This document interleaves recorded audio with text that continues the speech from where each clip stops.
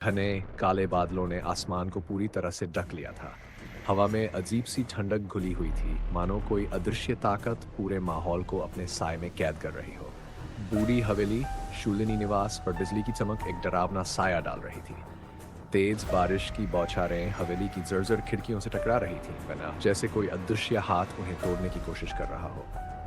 हर बिजली की चमक के साथ हवेली कुछ पलों के लिए जीवंत लगती, मानो वह भी किसी भयावह रहस्य को खुद में समेटे खड़ी हो। एक युवा लेखिका अपनी प्रेरणा की तलाश में इस सुनसान हवेली में आई थी।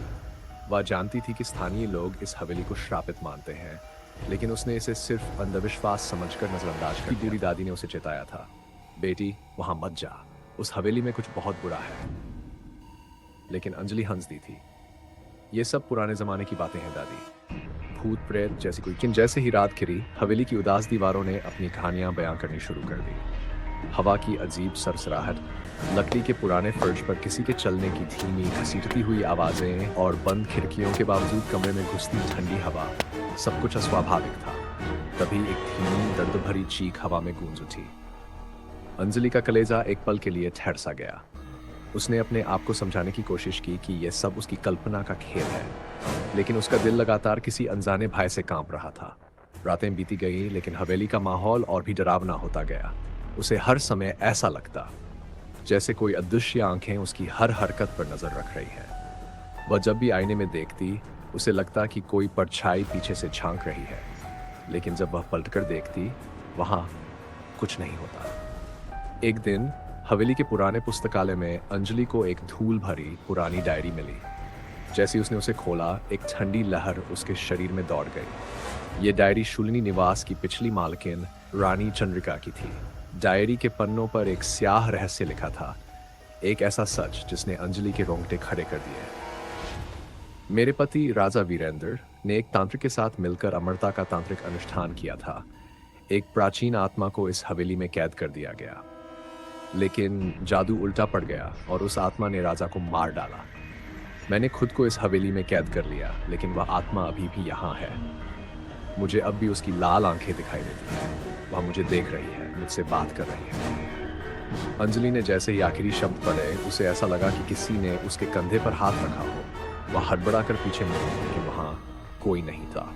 उस रात जब बारिश सबसे तेज थी, अंजलि ने पहली बार उसे देखा। वह छाया जो अब तक केवल उसकी कल्पना में थी। एक धुंधली काली आकृति हवेली के कोने से निकली। उसकी लाल अंगारे जैसी आंखें अंधेरे को चीर रही थीं।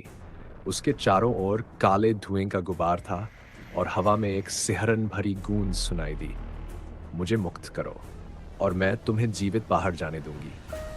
अंजलि का पूरा शरीर सुन्न पड़ गया। उसके हाथ पैर कांपने लगे, लेकिन वह जानती थी कि उसके पास अब कोई और रास्ता नहीं था। वह डायरी में लिखे मंत्रों को पढ़ने लगी। जैसे ही उसने पहला मंत्र पढ़ा, पूरी हवेली हिलने लगी। दीवारों में दरारें पड़ने लगीं, खिड़कियां खुद ब खुद खुल गईं। हवा में एक भयानक चीख गूंज उठी, मानो सदियों से कैद एक पीड़ा आजाद हो रही हो। अचानक वह आत्मा एक जोरदार चीख के साथ हवेली से बाहर निकल गई। उसके साथ ही हवेली भी ढहने लगी। अंजलि ने पीछे मुड़कर देखा। हवेली की दीवारें गिर रही थीं, छत टूट रही थी और अंधेरे में वह आत्मा आसमान की ओर उड़ रही थी, मानो किसी और लोक में विलीन हो रही हो। अंजलि कांपते हुए खंडहरों से बाहर निकली।